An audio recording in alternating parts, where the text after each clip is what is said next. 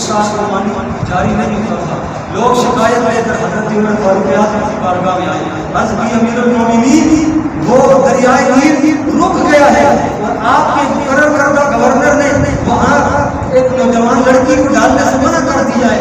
ہم کا سالی میں مبتلا ہو گئے ہیں. حضرت عمر فاروق رضی اللہ عنہ نے ایک چٹھی لکھی, خط لکھا اور اس کے اوپر اس دریائے نیل کو مخاطب کر کے کہا کہ اے دریائے نیل, اگر تو اپنی مرضی سے چل رہا ہے پھر تو جب تیرا جی چاہے چلتا رہے, جب چاہے چل جائے, لیکن اگر اللہ کی مرضی سے چل رہا ہے تو میں عمر بن خطاب تجھے حکم دیتا ہوں جب جب. فرماتے ہیں راوی اللہ کی عزت کی قسم, جب جو پرچی دریائے نیل میں ڈالی گئی رکا ہوا دریا روانی چل گیا.